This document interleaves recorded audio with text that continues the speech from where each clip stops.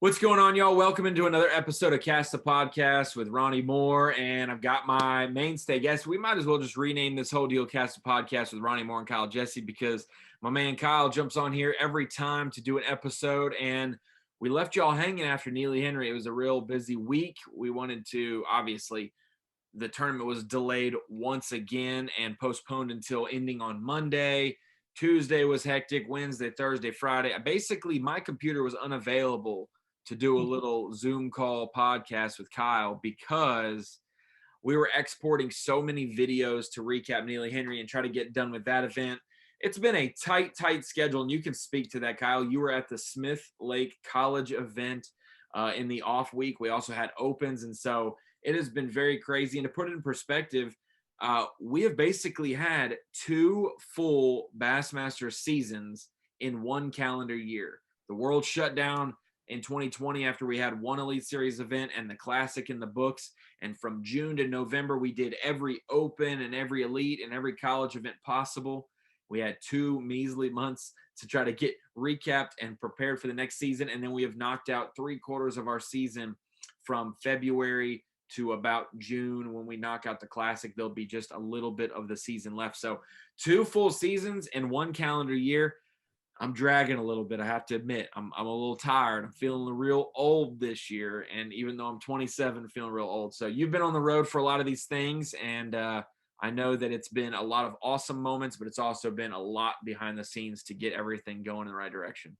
Yeah, as fun as it is, I've always thought this to be so funny. It's like, Bass being located in, central northern Alabama, and then obviously JM and Little Rock. And it just seems like at the snap of the fingers, like an event's just going on. But there's so much that has to happen before that event for it to for the magic to happen. And yeah, like you said, a lot of traveling, a lot of waking up early. We were just talking about it offline. Is I'm gonna be getting up super early tomorrow, like 3 a.m. to drive to Guntersville. And like you said, it's we love it. It's the best thing ever. But yeah, like you said, the last few weeks have been have been more or less the gauntlet of the season, with Elite Series tournaments every other week. And then when there's not an Elite Series tournament, like you said, we're covering an Open, covering a college tournament. It's always something. But yeah, it'll slow up here a little bit here in a couple weeks.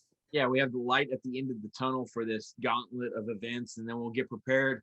It's weird. We're in May. We're going to have one more Elite Series event, and then in the middle of June, we're going to have the Bassmaster Classic, so we're excited about that. But in this episode of the podcast, we're going to talk about Neely Henry real quick. We're going to talk about that for a few minutes and recap that event, what we saw go down, and some insight that you can provide as well.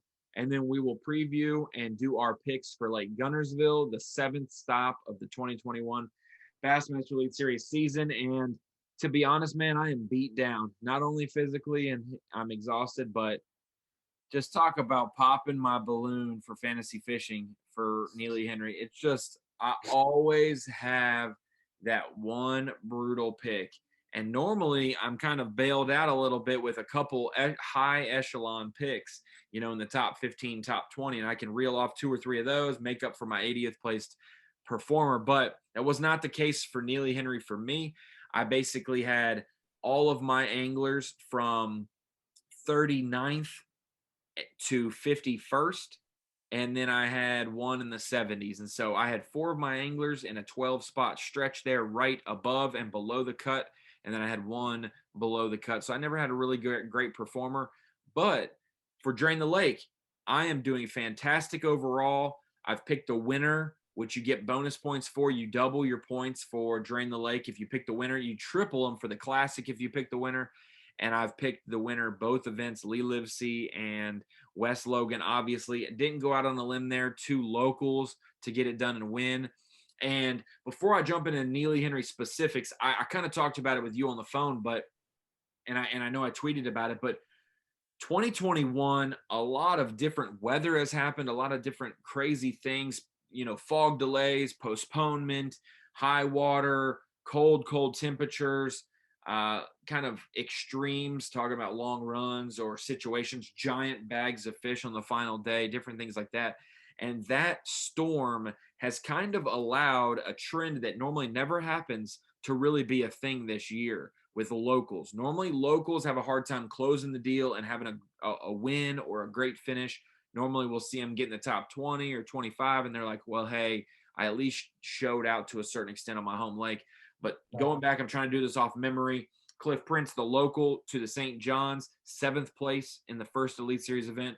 Brandon Card, we may have deemed other people as Tennessee anglers because Brandon Card is listed as North Carolina, but he has grown up in Tennessee his whole life, lived in Knoxville, whereas other guys who are in Tennessee have lived closer to Guntersville, closer to Chickamauga, closer to Douglas and Cherokee, and they didn't really traverse the Tennessee River for Fort Loudon and Tellico, whereas Brandon Card did.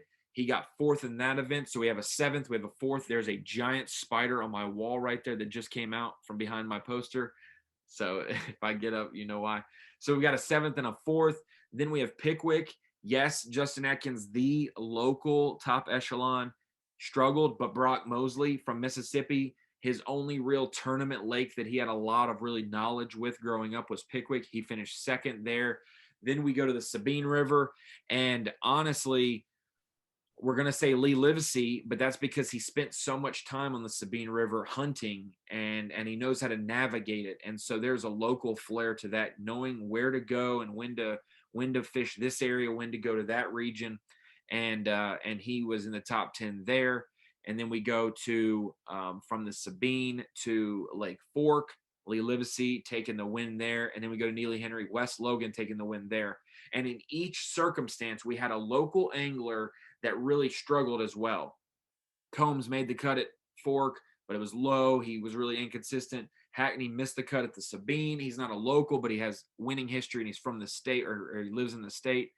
And I'm trying to go through the other ones. Canterbury struggled at Neely Henry and turned it around and then was late. So it's nullified his comeback. Atkins at Pickwick. For Knoxville, we can say a Skylar not a Skylar Hamilton. There was somebody else who struggled pretty bad in Knoxville, Tennessee Lake. And then Florida, John Cox barely made the cut there. A lot of different things happened. But this year's crazy storm of events and water conditions have allowed some of those locals to really excel, especially in the spring where it's normally even playing field because big fish are biting everywhere. The extreme situations have really helped the locals more than hurt the locals, at least at the top end. So at Neely, though, you're learning about the Coosa River. You don't live too far from there. One of those Coosa River lakes is your home lake, Lay Lake, and or now your home lake. And Neely was interesting. Really high up the river, really low down lake. And I know you probably have some more intel about that from just talking to Wes Logan and whatnot in prior conversations. Yeah, it was so bizarre, and it was a tournament that I ended up not going to. I know we had previously said I was going to go to it, but I ended up not.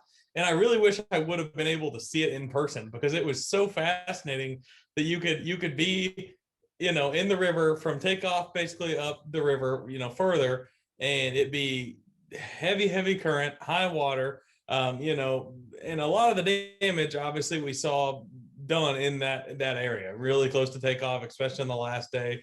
But like you said, for it to be so high and so much current up the river, and then you go down lake and it's like they're in a drought, it's just such a unique circumstance. And like you said, it fits right with the theme of the season, at least majority of the tournaments, with the extreme conditions, and I actually, not even me talking to Wes, but hearing Wes in an interview this morning say like he didn't realize how much of a local advantage he was going to have even after those conditions were the case, until he realized like he just started getting like a feeling basically to, pull in here, to do that, to do this, as where a lot of guys, were probably so lost just because, just like the Pickwick tournament, just like, some of the other events, by the time these guys went out for the first day, it was a completely different fishery. It wasn't even remotely the same. They had to scrap it from nothing, as where, Wes had the ability to, think in his head, if he could get a bite doing one thing, think about all the other areas, little stretches. I heard him talk about it today, like little 20-yard stretches that he felt like he needed to go run. And like you said, it fits right with the theme of the season with the extreme conditions. And I don't want to say I called it, but definitely, kind of called it. As far as Wes. Well, What's there's good? never been a year that as a fan you want to see. I want to see these pros with no practice. Well, we gave them practice. We've given them practice, but we might as well have not given them practice. And It was basically just fun fishing. yeah, they're basically just trying to either not get shocked by lightning or they're trying to just figure it out.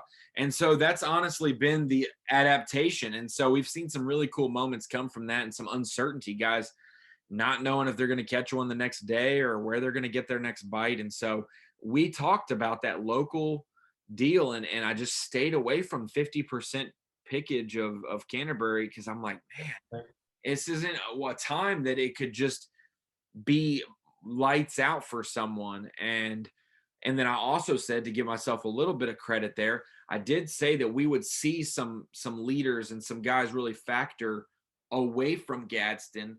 And then by the end of the event, we would see a lot of guys fishing Gadsden, not for necessarily retreads specifically, because we take the live release boat out and disperse them throughout the river as best as we can.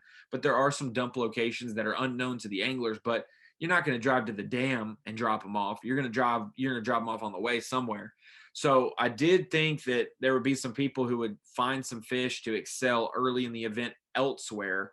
But by the week's end, the current, the stability, and the grass in that Gadsden region would prevail. And that's what it ended up doing. We saw some highlights of some guys. Matt Airy made a big run on the final day from 10th to 5th and caught a couple key fish in that area. You had Swindle, Christie, and Logan all do that as well. And then you had a Bob Downey really excel for a couple days in that region. It kind of fizzled out on the final day, but it fizzled out for him because he didn't go back to one of the stretches, or he did just at the wrong time. And Swindle was on one of the stretches that he had fished because they had all switched and shared water, but they timed it up right. And Swindle got on the right stretch at the right time and had that great morning. And Christie said it at the weigh-in. He started on the stretch I wanted to start on. And so it was very funny to see that play out the way it did. And Paul Mueller, if you're going to survive in an area on Neely Henry and have a shot to win and not be in Gadsden at all, you got to catch a giant. He caught a 6-6 on the final day and then had plenty of threes throughout the week on his crankbait for sure. So it was a very interesting event. The cut weight was much higher than people expected. I remember people saying 14 pounds for 2 days will get you paid. 14 pounds for 2 days got you 75th or something. You weren't even close. So you had to have that 9.5 pounds a day. You double that, it's basically 19 pounds, 2 ounces. And that is what Jake Whitaker had, 47th place out of a possible 48 to make the cut. So basically everyone that made the cut doubled the cut line. It just slightly went down for 48th place Dale Hightower. So very, very interesting how it played out at Neely. And did you learn anything as a viewer now, knowing the Coosa River a little bit, getting a taste of it, and now knowing you can explore Neely Henry? Did you kind of understand a little bit more about the Coosa River and how it functions, especially that Minnesota Bend region on Neely, which is so unique to very few places in the country? Well, I was gonna say one thing that it's not even necessarily that I've learned, but kind of, I guess, is the fact that so just like as a fisherman, it's really easy to not want to sit out there and fight the current and deal with the struggles that come with it. But like, I mean, that's just what gets those fish to bite. I mean, that's just kind of the whole Coosa River as it is. Naturally, when there's water running, when the current is going, that's when those fish bite. And watching some of those guys fish, as far as boat control goes, as far as like I said, really just having to battle with the struggles of being in that current. It's kind of a pain, but it's also like it's what you have to do. It's what you need to do. And it was kind of the same way at Pickwick when I was on the water covering it.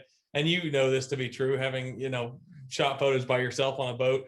Running the trolling motor against current and trying to shoot photos at the same time is like nearly impossible.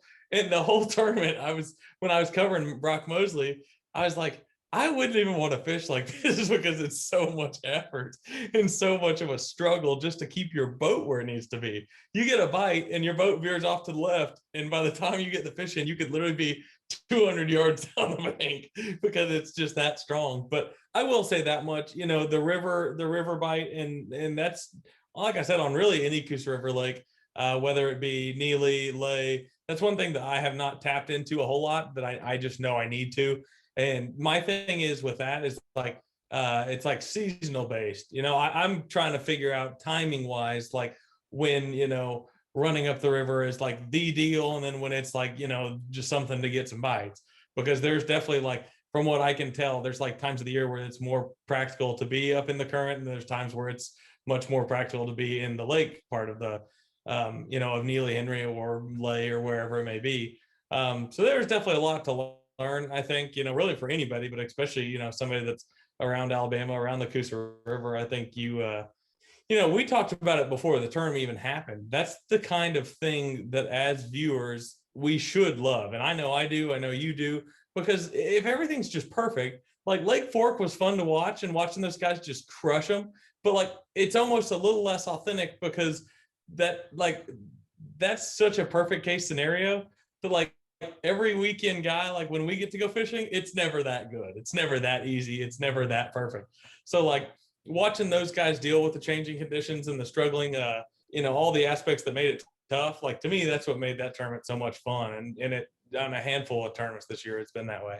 Well, and one thing I'll say about Fork for its defense is that coming into the event, everyone was like, Dean Rojas's record could get broken. We're going to see 30-pound bags, and they're all going to come sight fishing. And we almost saw Dean Rojas's record get broken, but it was from top water and a swim bait, and it was different.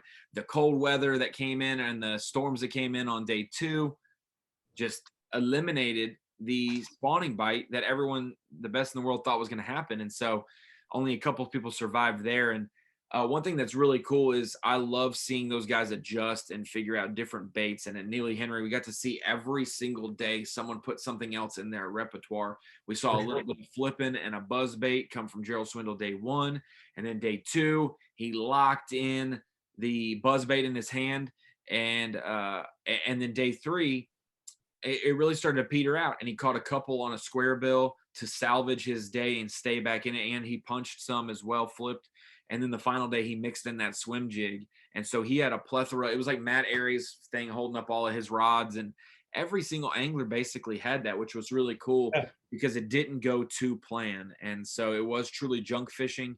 And you had to just adapt daily based on water level, conditions, fishing pressured water. You got to switch it up each day. And so we got to see that. And before we move on, I wanted to give some love to a guy who deserves love, but is basically just, I mean, hopeless for AOY almost in his own opinion, and has to start swinging for AOY. And he's had a phenomenal 2-year stretch. Brock Mosley sitting in 3rd place right now, got a top 10 at Neely Henry, led one of the days of competition. And he has had a top 10 in 7 of the last 13 Elite Series events. I had to look it up and count it just to make sure. 7 of the last 13 Elite Series events, he's had a top 10. There are great anglers that have. I believe 5 out of 7. Is that correct? Like if you small or like buckled this it year alone, small, this year and Fork last year alone, Sorry to interrupt. It's crazy. Yeah, you should be. No, Lake Fork, he got 32nd, and St. John's River, he got 88th or 89th this year. Those were the 2 he didn't get a top 10 at, and that 88th or 89th is gonna crush him for AOY because of how good Fighter has been. This is kind of, you can stumble anytime, but this is kind of Fighter's last event that we really expect that maybe he could struggle, because we don't expect him to struggle at St. Lawrence. We don't expect him to struggle at Champlain.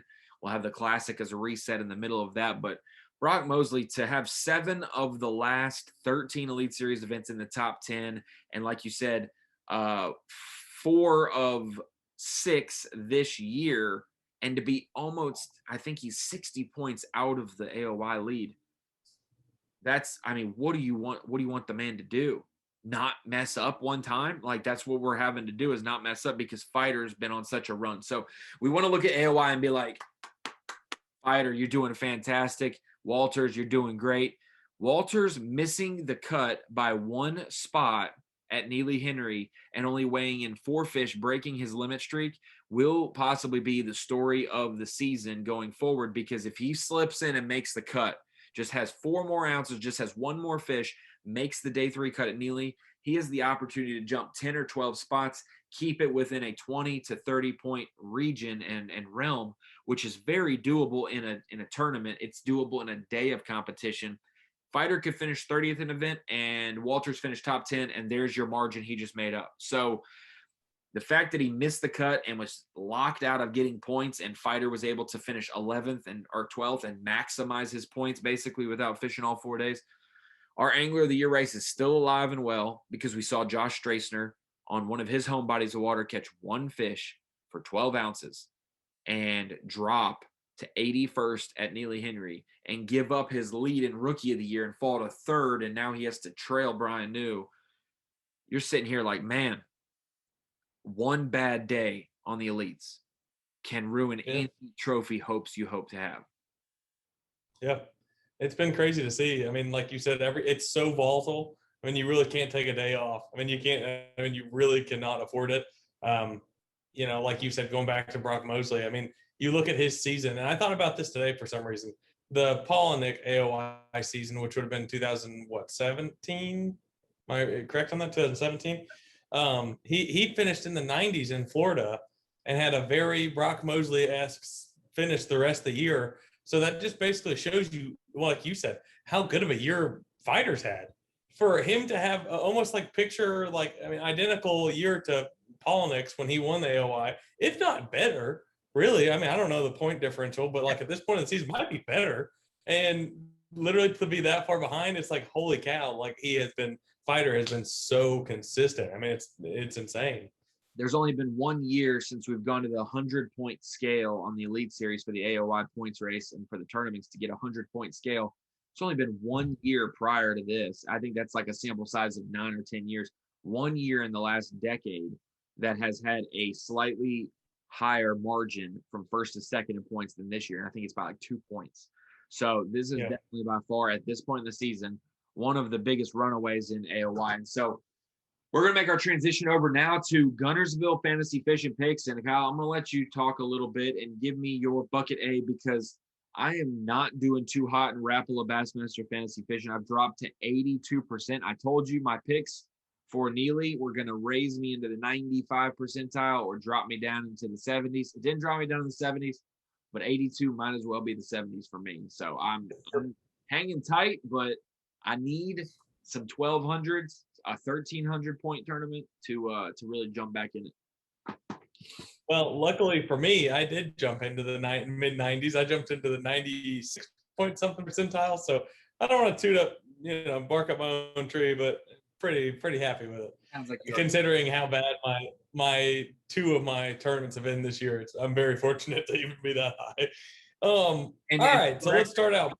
For the record, we have not discussed our picks. I have no idea who Kyle's is. I posted his fantasy story link on the Facebook page, but I didn't read it. Sorry, Kyle, didn't read your story. But we haven't even discussed it. So this will be the first time if we have any matching picks. It's not Twin Tuesday over here. It is literally just intuition. So starting out back-to-back weeks in Bucket A, I'm going Brandon Polnick. And this was even before his James River Open win. Yeah, I picked Brandon Polnick, but then I was thinking about it today. I was like, man, like I like that pick even more because I mean he's just got so much momentum rolling. Barely missed the cut at Neely Henry, and my logic is nearly the exact same. What was that? The final day cut. He got 11th. Yeah, not the sorry. The top 10 cut. I mean, barely missed the top 10 cut. So for the same reason that I picked him at Neely Henry, I'm going to pick him at Guntersville because, like I said, I think this tournament we very well could see people doing not very well. It's like almost inevitable. We'll see people fishing shallow, fishing deep, a lot of in-between type stuff, submerged grass. There's going to be a lot of stuff going on. With that being said, Polnick's the kind of guy that I feel like, say what? Floating grass everywhere. Yeah, literally, it's going to be a little bit of everything. Even things you don't want to see on your starting spot, like you said, floating eel grass and whatnot. However, Polnick, I just like his ability to find something off the wall, something deep, something shallow. I think he could factor in no matter how the tournament plays out. I think he could find a mixture of shallow and deep. I just like Polnick in this tournament, and it's not necessarily like an overwhelmingly successful history on Guntersville. He's had some good tournaments, almost, factored in a classic. I guess it's 2000, the Randy Howe 14. Yeah. Classic factored in there. I mean, he's had some success, but like I said, this time of year, I just really think he could, mix in, like I said, shallow and deep and maybe that mid range and figure something out. So I'm going Brandon Palaniuk 2 weeks in a row. Well, to kind of spin off and segue from your Brandon Palaniuk, kudos to him for winning the James River Open. I asked him if he's going to move there. I saw some real estate purchases being made. I thought some land was bought by him, but it might be a different Brandon Palaniuk. But he has a first, a fifth, 2 11th place finishes, and like a 32nd in the 5 opens that he's fished there. So he's never missed a check in a 200 plus event, a boat event, and he's made the final day cut in 4 of those. Because 11th place, the opens until this year have been top 12. He has basically made the final day every time he's launched there. And what's even more impressive is that he was in Gadsden, Alabama Monday evening, congratulating Wes Logan, drives to Richmond, Virginia. Him and Tiff get the camper set up. And I don't know if he fished a little bit on Tuesday, but then Wednesday, half a day of practice, goes out, wins the event, drops 22 on the second day and follows it back up. And he's fished. I don't even have to guess where he's at because I've covered him in the same spots, the same regions over and over. And there will be a plethora of anglers at the next James River there, and he will outfish them all again because he just knows that section of the river so well. Kudos to him. I know Idaho is vastly different from Richmond, Virginia, but he's making it like home. And now he's accomplished a goal, won an elite, won the nation, won an open. He can't win college because he's too old. He's not in college. Can't win high school, but he can win the classic is the last thing to win. He's won AOY as well. So kudos to him. I did not pick Brandon Palaniuk. And to be honest, a lot of my picks, I'm throwing out any kind of history of Guntersville because with the eelgrass that has really came into the system, maybe in 2017, eelgrass was starting to pop up in places, and they're like, yeah, I found a little spot, a high spot, had some eelgrass on it. That'll be good. I can wind a DT6 or a trap through it just fine. I mean, you ain't gonna be able to wind nothing through it. You're gonna have to snatch it through it because it is now all over the lake, completely covered up a lot of areas, good and bad. I think that this will be really great for the lake. It's going to be tough for anglers going forward, but if you look at zoom out of fantasy fishing and wide scope, the ecosystem, that's what I was going to say, economics, but the ecosystem of Guntersville changing the way it has may make weights go down because we don't know where to go look in the grass when there's miles and miles of grass. But I think that so much eelgrass allows these fish to hide. And I think we're going to see the population explode. We're going to see that size come back where it's not going to be as easy to catch them. And the places that you can catch them aren't going to be as easy to explore because you're going to get your bait hung up in a lot of grass. It's not going to be as efficient. So I think this could be good if they take care of the eelgrass in the next few years and minimize it in some areas, clear it up in some areas, but it'll allow the populations to grow. And so when I think of eelgrass, I think of Buddy Gross. I think of one of the best, if not the best, eelgrass fisherman in the world. He fishes a little bit of Chickamauga. He won't let you know that there's some there. If you don't know there's any at Chickamauga, Buddy Gross ain't going to tell you there's some there. But there's a few key places there. Pickwick has a few key places, and we know, obviously, even with traumatic flooding, that he can find those eelgrass spots or those hard spots still and fish them. So I think that Buddy Gross is a dangerous one. And in Bucket A, I think he's pretty affordable as well because Bucket A is getting to the point in the year where, I mean, you're going to have everybody is. Yeah, like, Bucket A. I mean, everybody's catching them. A lot of guys are going to be in that 8 to 10% range. A couple guys in the 20s. We've got Fighter and Swindle bookending those high percentage guys. And Buddy Gross, 5%.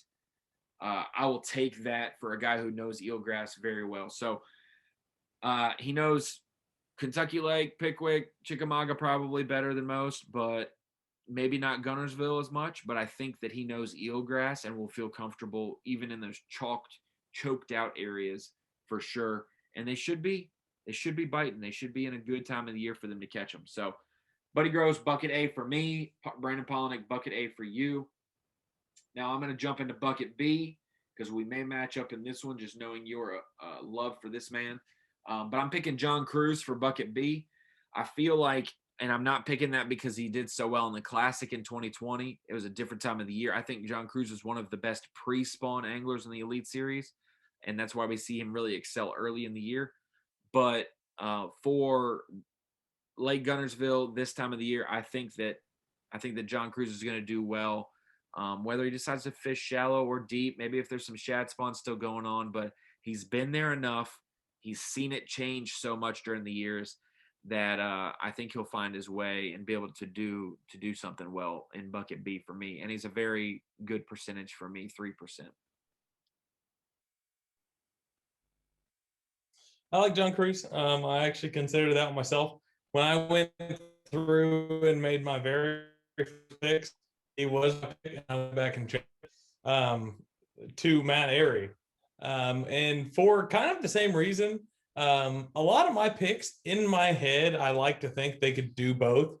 So I look at Matt Airy and I think back to Eufaula last year, was able to mix in the same tournament, fishing, brush piles, fishing deeper, but yet still was able to run up to the bank, throw a frog, catch a big one, kind of mix it in. Also, Matt Airy had a pretty brutal start to the season. He's made 3 cuts in a row. Obviously, just getting off of a top 10 at Neely Henry. Something I had mentioned is I hope he keeps that big spook tied on and brings it to Guntersville and somehow finds a way to catch some big largemouth doing that. I just like Matt Airy. And obviously, if you think back to the 2019 Elite Series tournament, he obviously factored in fishing deep there. Another guy that, like you said, if you've been around enough, you can't get away from Lake Guntersville. I mean, you've had to have fished it a lot. And, for me, Matt Airy in bucket B. I was even thinking about if he was in bucket A, I was going to pick him. So luckily he's in bucket B for me. And that's what I'm going with. At 6.6%, I'll take it.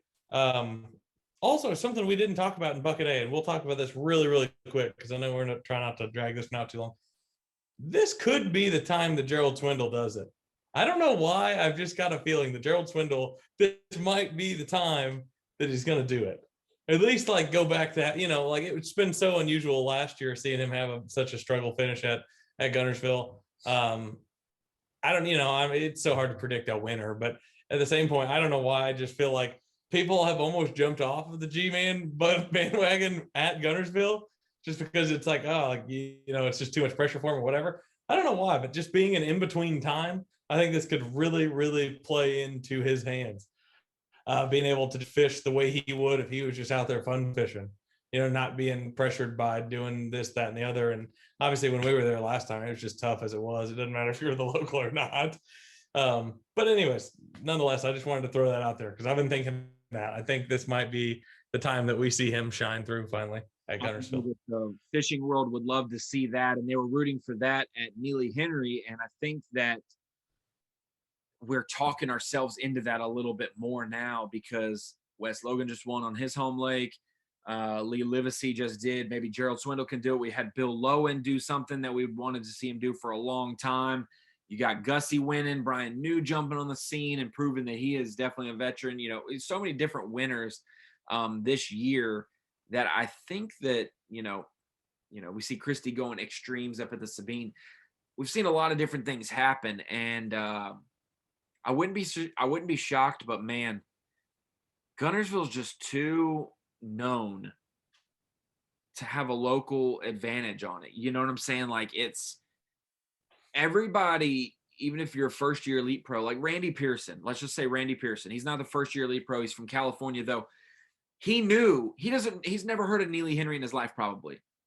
And then we had the opens there last year, and then we had the elite. So he's heard it now, but he probably is. He knows Guntersville. He's heard of Guntersville. Some of these guys that come from far places away that have never fished it know of Guntersville. So if you're anywhere in tournament fishing, you fished it, and your local advantage really goes away unless it's spot oriented. And if your spot's a bridge, you're just SOL because everybody fishes bridges. But I think it's going to be, it's hard to win at home sometimes. And so I would love to see it. So would everyone else because he's picked 23% in bucket A. They would love to see it, yeah. That's the recency bias a little bit there, but when we look at bucket B, we've got some high percentage guys as well. Steve Kennedy, 21%, and then second place percentage wise, Stetson Blaylock, 12%, and then we have Brian New and Scott Martin at 10% each in bucket B. So there's kind of two guys that are high percentages in each bucket so far, and then the rest are just normal percentages. So it's not too much of a gamble. Steve Kennedy's always a gamble to me. I like he's on my do not pick list, my do not resuscitate in fantasy list. I'm gonna let that horse do its thing over there. But he's the highest picked guy there. I think people would love to see him win again as well, even though it hasn't been that long. That's what I love. Somebody was like, I'm so glad Polinick won again. Like he didn't win 2 elites last year or something. I'm like, he won 2 elites in the last 10 and it's been so long since Polinick has won. You just forgot to blink, and he's been struggling so bad this year. He had a break, but I'm gonna go on to bucket C because I'll let you pick bucket A. I pick bucket B. I'll pick bucket C, and then you go back. So I'm picking somebody I have never picked in fantasy fishing before. I'm picking Ed Lochran. I think that he has been very solid. I was not sure about his first year. He's a little shaky. He's a little older. He's a lawyer. He's got other irons in the fire. And I really wasn't sure how he was going to do on the elites. And he's really, really gotten his footing. And I've been super impressed with how good he has done and what bodies of water he's really excelled at, knowing that he comes from the James River and that kind of fishing, that he's excelled other places. And obviously he is the smartest angler in the Elite Series field, knowing he's a lawyer, or he's the wiliest, one of the two. But Ed Lochran knows grass, knows different types of grass. Guntersville may not be a place that he is fond of, who knows? But I think this will be a place that I take a gamble at, because some of the other guys in there, you got Jamie Hartman, a really high percentage. That spot that he caught him on, it's a shoot, dude. That's not like he was doing something no one knew about. That place is going to get a lot of eyes and attention this week. It's going to be totally different with the way the grass grew back, probably, and the type of grass that is there. I personally got to spend some time with Seth Fighter in the boat in close to that region in the Classic when there was no grass and it was just starting to grow, and different places on that bar, that Miracle Mile region, factored always, no matter what time of the year it is, different places will factor on it. So I don't think he's going to have it to himself. Clark Windlet's a high percentage pick there, 12%. That's not really high, but it's the second highest. And then Keith Combs, 10%.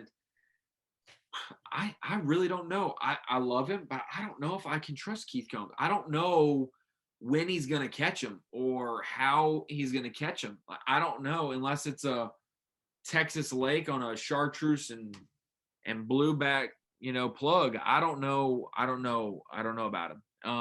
So Ed Lochran. It's been a weird. Oh, go ahead. I like your pick also. No, go ahead. Ed Lochran's going to be my pick. I'm going to lock him in there for bucket C. Really low percentage, 0.4. But I really like what he's done with his career over the last few years, getting his footing after his first year was kind of, everybody gets punched in the mouth at different times. Jake Whitaker's getting punched in the mouth this year, different things. And everyone has to deal with that at a certain point. Yeah, I think that's a really solid pick. Also being the fact that I think he's a really underrated guy. I think if you looked at his last season, he's been rock solid. Obviously made the Classic. So I went also, okay. Say what? Tell me about Combs. You were saying something about Combs. I was just it's just been weird to see. It really has been. And I love Keith Combs. I think everybody does. It has been odd though, because, the year before we had the switch up, and the years previously, he was like contention for AOY for, several years. Top tens. And yeah, it just seems like he's kind of in a rut. It's not that he's just struggling bad. It's not like he's not making some checks and, doing this and that, but it's like, it's definitely been odd to see. And it was good to see him win at, Rayburn the other day. Maybe that kind of gets something going. And, I can understand 10% in the sense that, naturally, it goes without being said. he's one of the best offshore fishermen there is. So if he finds some fish to catch offshore, he's going to catch them. So you were saying something about. how many pounds of eelgrass is he going to catch in practice on his 6XD? I mean, how much is he going to catch? I think he's going to catch 1,000 pounds worth of eelgrass in different spots on the lake. I mean, I think that if he just winds that plug, he's going to dredge up so much grass that we're just going to send it all to Wheeler. Like, it's going to go through the dam to Wheeler. I just don't know, because so you and I have both fished Guntersville here of fairly recent. I mean, more recent than any other lake on the Elites so far. But I don't know. I just don't know that the whole lake looks like that. But I definitely know what you mean. I think it's going to be weird. It seems weird every time I've been out there, but I don't know. It may not be fair for us to say that, because maybe now it's not as bad. But the times I've been out there, it's been almost like frustrating how much eelgrass is floating around. But anyways. I've never seen a lake have so much eelgrass at the end of March. That is like when stuff's starting to grow. And I was like, this sucker is, I mean, I'm in 10 feet and it's coming up to 4. I'm like, oh my gosh. Like, John Cruz made the perfect post. He tweeted today, he said, you think we could get an initiative going where we could transplant some eelgrass from Guntersville back to the St. Johns River? Because it needs it desperately, and Guntersville's hogging it all. Yeah, no kidding. That's actually a good point. With that being said, I am going Clark Wendell in bucket C. Just kind of one of those things. I think it goes back to exactly what we were saying earlier. Everybody's almost kind of a local at Guntersville if you've been fishing professionally for a while, just because you fish so many events. If you just had to guess, I mean, and there's no statistical way to prove this right this second, but because of how long Clark Wendell's career has gone on. But how many tournaments do you think Clark Wendell has fished on Guntersville? I mean, he's fished more tournaments on Guntersville than locals have probably fished the lake. I mean, within reason, of course, not like everyday fishermen, but it's insane. At least. I mean, yeah. So, I mean, my thing is, I just think that somebody that has that much experience on the lake that's not quoted as a local, also like Matt Airy, has had a tough season. Got a good finish there at Neely Henry, I think 14th or somewhere in the teens. I like him to carry on his momentum. It's been unusual to see him struggle as bad as he has some of this season based on how rock solid he was last year. I think he's going to take that momentum and run into Guntersville. I like him. A little bit higher percentage, but at 12%, I'll take that. I just like him to be able to definitely a really good offshore fisherman. But at the same point, like I said, he can easily factor in shallow too, which, like I said, most all of my picks have been with that train of thought in mind. But yeah, that's where I'm going in bucket C. Give me bucket D real quick. Let's do it. Let's see. Oh, got our boy Justin Atkins. I'm going Justin Atkins in D. And once again, fairly high percentage, not relative to some of the other guys, 11.6. Another one that I was thinking about this when I picked him. It's been super unusual to see him have such a tough season, in a season that you thought would have set up really, really well for him. Obviously has had some high points, has had some good events, also had some bad ones.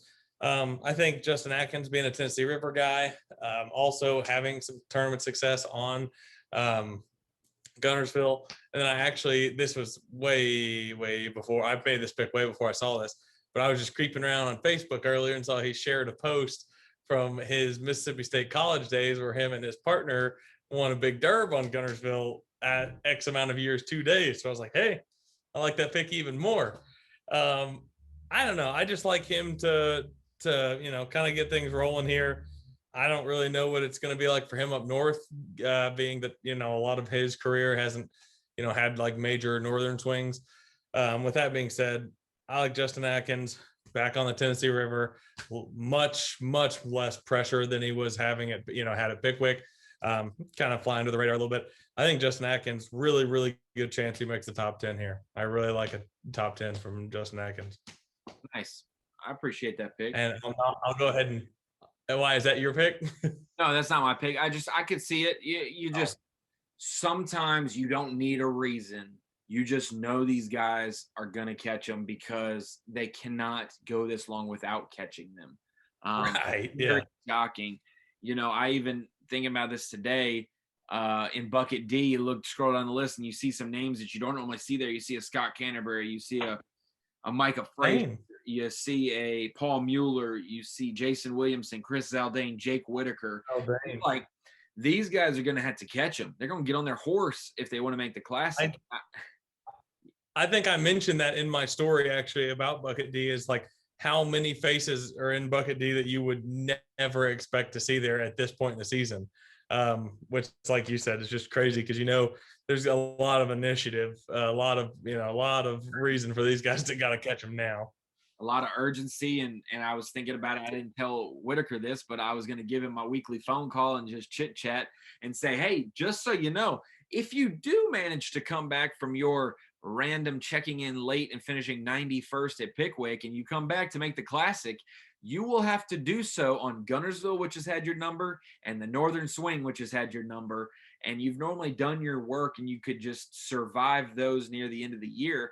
This year, those are going to be the ones that get you in the Classic if it happens. And so some of these boys are going to have to get with it. And, I mean, it's hard to really project who's going to do it. And so I think Jason Williamson's going to figure out something. I don't know if it's going to be shallow. I don't know if it's going to be deep, but I think Jason Williamson's going to be one that you can pick in this bucket, has more experience on Guntersville in Elite Series competition than anyone else in this bucket.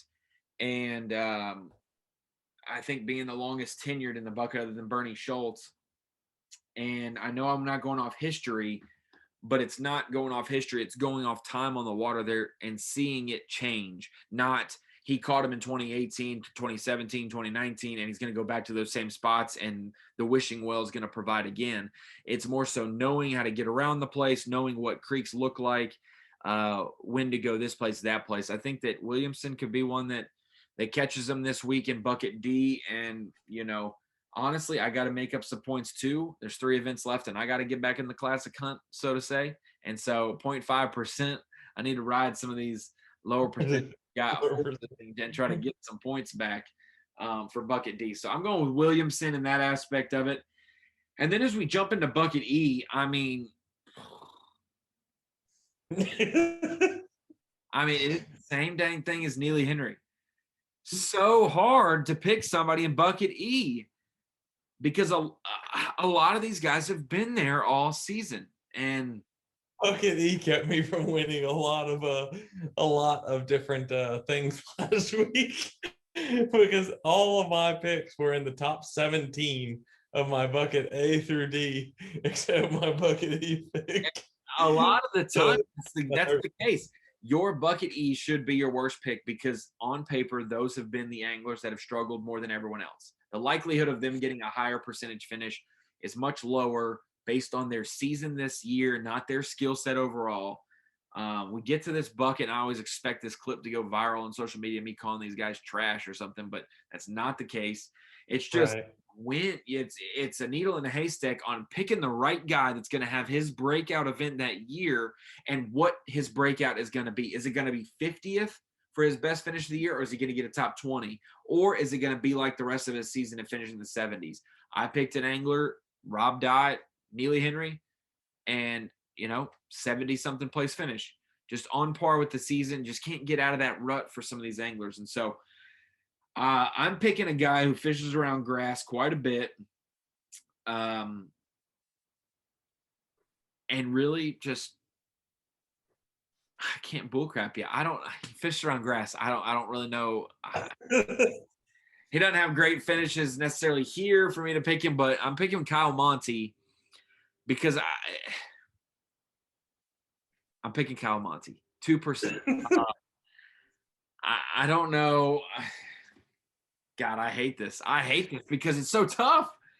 I mean, Garrett Paquette fishing way below what he's expected to fish. Bill Weidler jumps up, wins an event last year. Is that the Bill Weidler we should come to expect, or is the rest of his season last year more so who he is? Brett Pruitt, did he peak in college? Rick Morris, longtime veteran, does this set up for his style? Shane Lineberger seemingly has something go wrong every event. Robbie Latuso from Louisiana, knows grass fishing. I really don't know much more about his style of fishing. Kelly J, in the state of Alabama, loves throwing a jerk bait. Not the time of the year for him. Maybe he picks up that rogue and does something. Maybe he gets 1,000,000 acres of eelgrass connected to it. I don't know. Harvey Horn, Mike Huff, Cody Holland, Dale Hightower, Chris Grow. Something's going on with Chris Grow. I can't figure it out. Daryl Gleason. I'm gonna have Rowdy, poop on his shoe and get him in order because Daryl's not performing like I thought he would this season. David Fritz. We mentioned Rob Dye already. Destin Demarion spent a long time in the opens to make the elites.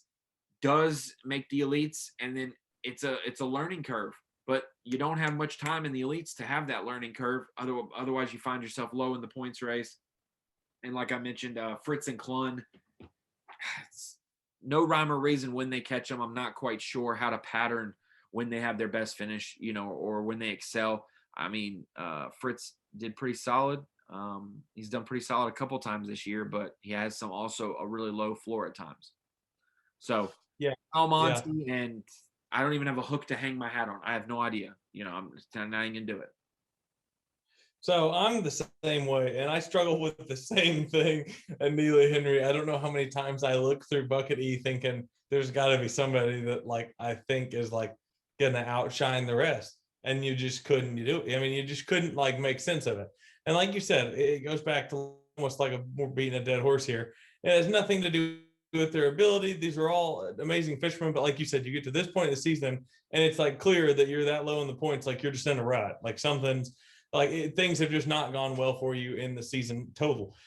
So it's really hard to make a judgment call based on that, knowing what to the entire season, and you got to make a judgment call based on a lot of guys that have struggled. I mean, it really is tough.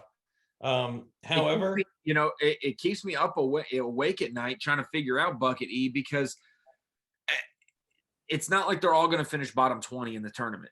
Somebody's going to have a good event, and it's not saying that can't have a good event. Someone's going to have a good event, but it's our job to pick which one of those anglers is going to have their good event.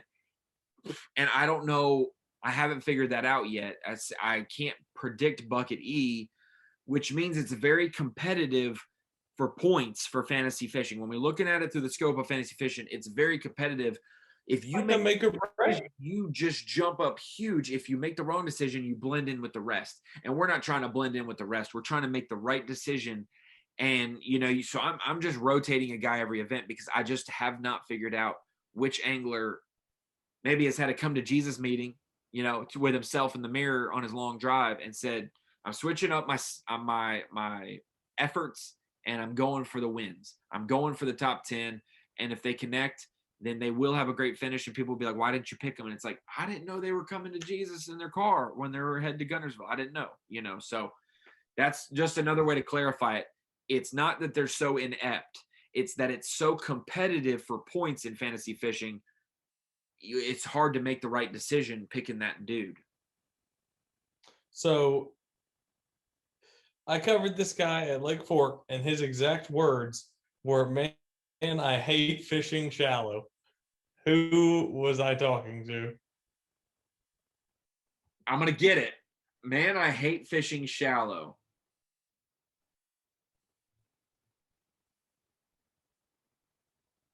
Garrett Paquette. I figured. No? Daryl Gleason. Daryl Gleason. So I covered him on day one. He obviously had a really good day one at Fork. Should have covered sight fishing. Yeah.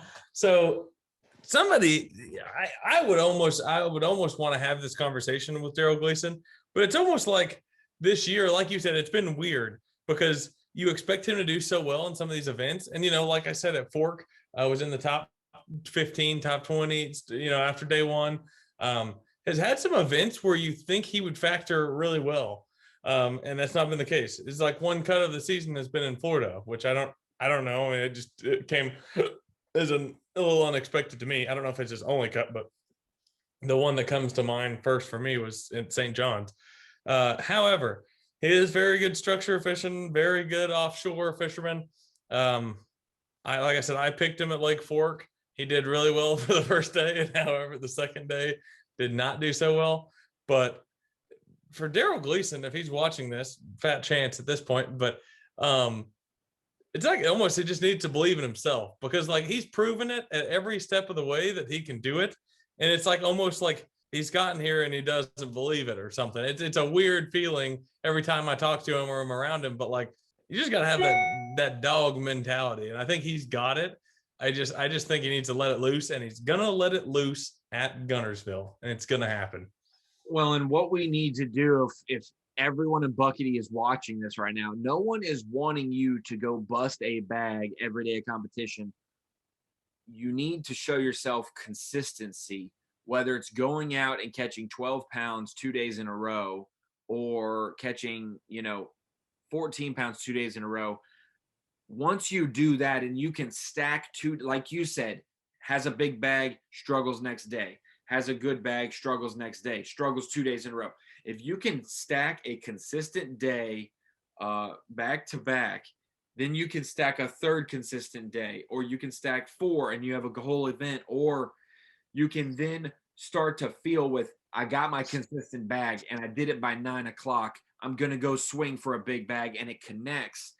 I just feel like a lot of these guys are like, I got to go catch a bag and I got to make up my whole season of faults in this one day. And that's not how you do it on the elites. You got to stack a consistent day back to back, make a cut, and then go free ball in the next day. And then the next tournament, just stack 2 consistent days and get out of there, or get your check and learn about how just that instinct will come back to you. You'll pull into a pocket and catch one and be like, I hadn't even seen that pocket before, but it looked good when I was driving by.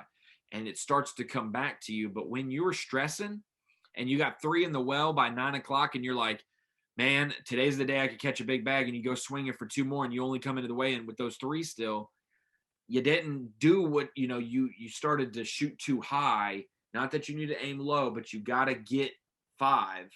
Then you got to do 5 again, and then you got to get 5 and a big one. And it's one of those things too, like, thinking about that Gleason Fork tournament, every day's a new day, and I think what killed him is that first day watching him sight fish. He had a lot of fish marked, just like a lot of guys did, caught a lot of them, did well. And he made the comment to me as he was isling out. He's like, the bad news is, like, I'm out of fish. And that's like kind of how he, it just like, that was his mentality before the second day even started. And it's, that weather came in the second day. It's like, you just kind of have to treat every day differently, and every day is a new day. And that's a cliche thing to say, but I mean, it's the reality of it. Like, no 2 days of fishing are going to be the exact same. Whether it be a bait change, whether it be, whatever it is. But it's like, like you said, the consistency factor is the thing that like will put you to that next level. And that's a really easy thing to say and a hard thing to do. But nonetheless, yeah, that's my fantasy squad, I guess. That's yours too. That's mine too. At this point in the video, I'm just going to run them down. Buddy Gross, John Cruz, Ed Lochran, Jason Williamson, Kyle Monty. That's my 5. My 5 would be Brandon Polnick, Matt Airy, Clark Windlet, Justin Atkins, and Daryl Gleason. I like it. I got 84-10 for 4 days.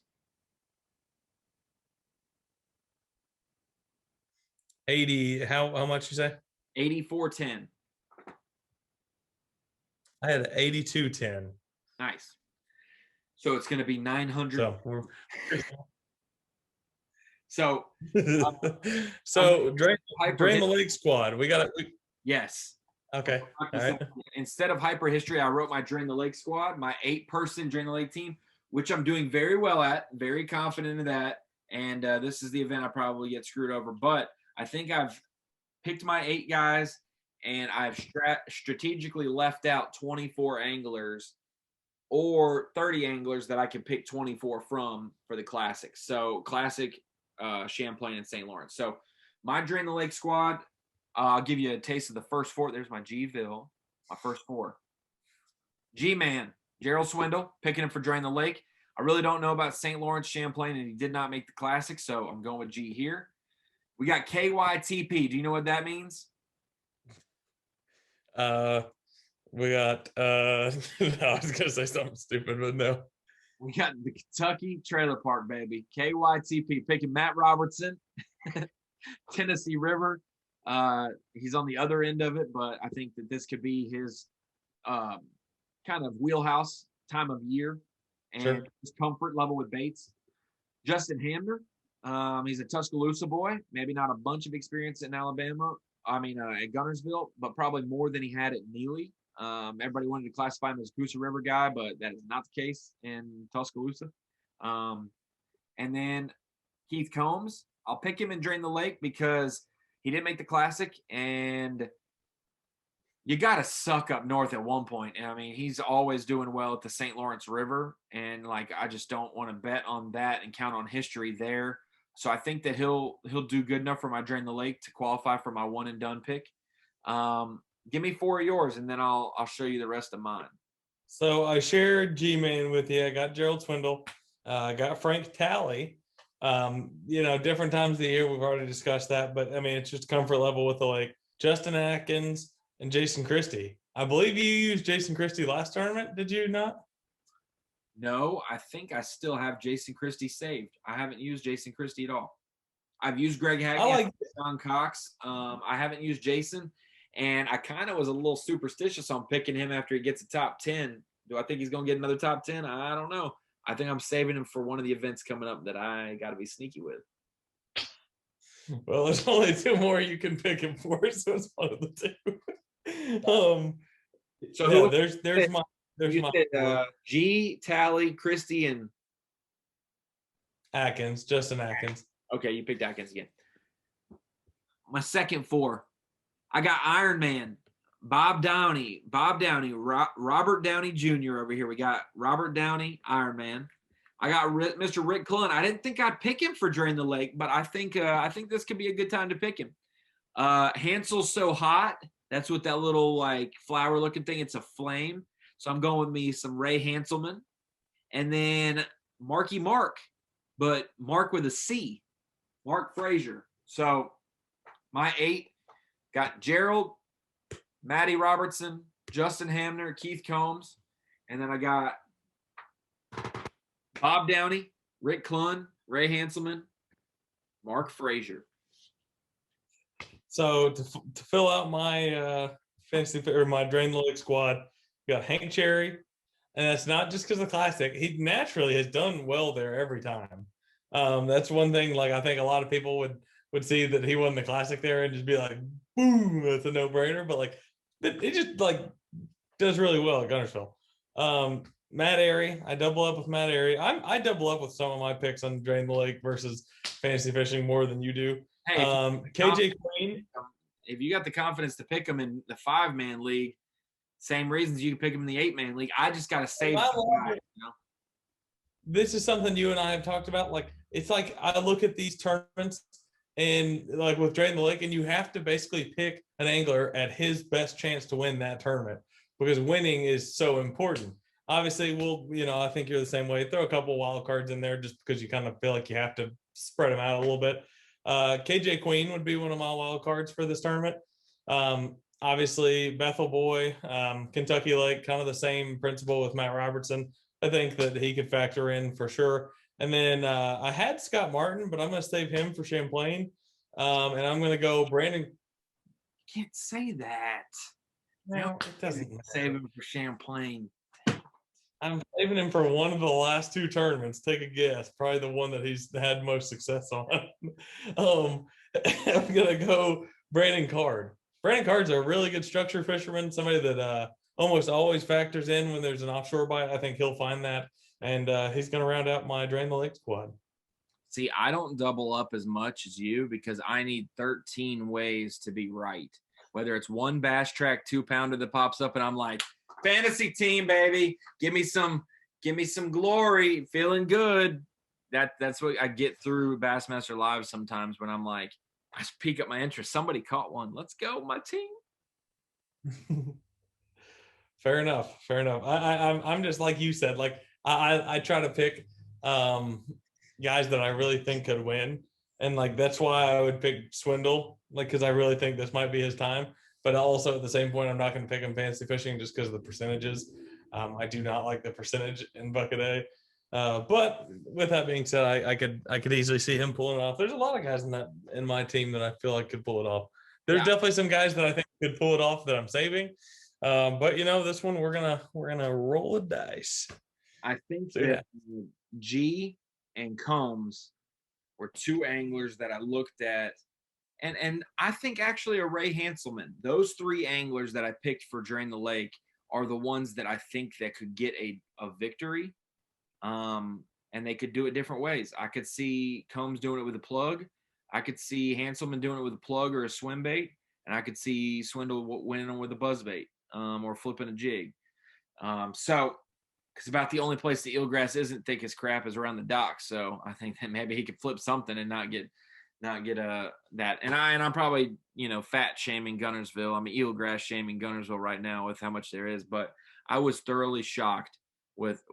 I mean, I'm cool with it because I could throw a chatterbait all day long. But if they're not biting a chatterbait, I'm like, You can basically that I can throw that I can't. That's not going to get hung up.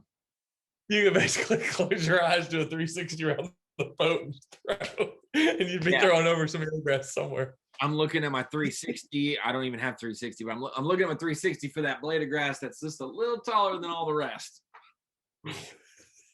So, yeah, it's pretty heavy, but it'll make things interesting. That alone, and you and I have talked about this for months now about this tournament, how it's going to be so unique with the grass. And like, if this was in March or pre-spawn, it would be so obvious to know what guys would be doing. But like, I think it'll be so many different varieties. That I think that's what will make this tournament really interesting to see. I think guys will catch them in a foot or inches of water to 20 foot of water. I mean, it'll be kind of all over the map. which we got dumped on today with rain in Arkansas, and we're gonna get dumped on tomorrow and Wednesday, I think, and Lake Charles in Louisiana is getting dumped on. Prayers to those folks. And so I looked at the weather and was like, oh, we're gonna get a soaker monsoon at Guntersville. Ain't a speck of rain on the forecast, hardly less than 12%, like tournament days. And so it's going to be like 60 to 80, 60 to 80, 60 to 80. And I think that those warm mornings, that's warm evenings, that shad spawn could really be a thing early if someone can find it. And so we will see how Guntersville plays out. And those are our fantasy teams. We went through them, Drain the Lake and Rapala.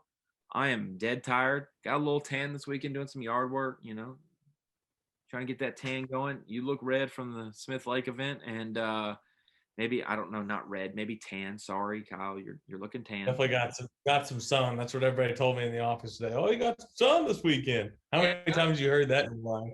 Oh, exactly. What I loved was coming into TV shoots with sunglass tan, and the lady had to match my raccoon eyes with my rest of my skin. I always loved that. I kind of got a little bit.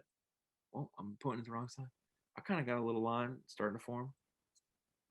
So yeah, Guntersville, the 7th stop of the 2021 Bassmaster Elite Series season. We have 9 total, 10 including the Classic. So 3 events left for June and July combined. Kyle, Jessie, any last words? Otherwise, we're going to sign this one off. I'm excited, just like we have been for every single tournament. I think this one will be unique in its own ways, and I'm excited to watch it go down. And if you're watching this, John Cox is fishing Guntersville this week. Just a heads up. I know there's like 47 events going on, like every week. He is fishing Guntersville. So if you pick him and you're watching an hour and 15 minutes into this video, he is available. Pick him if you want. I could see him doing well. He actually has practice. He didn't have any practice for Neely Henry. He actually has practice, so this could be a good event. But I'm not picking John Cox ever if he has no practice, because it has not worked for him when he's going to fish the other league, when he's going to fish the elites. It's just not working. So give John Cox a little bit of prep and he'll do just fine. But otherwise, peace out, signing off. Cast a podcast, Guntersville preview, a little bit of Neely recap, a little longer than our other episodes, but we had to talk about 4 different things, and I think we had some good conversations. So Kyle, appreciate it. I will see you on the water there, and we will do some Bassmaster Live, 4 days of that. You catch some on the weekends, Saturday and Sunday on Fox Sports 1. Otherwise, we'll be on Bassmaster.com throughout the entire time. Peace.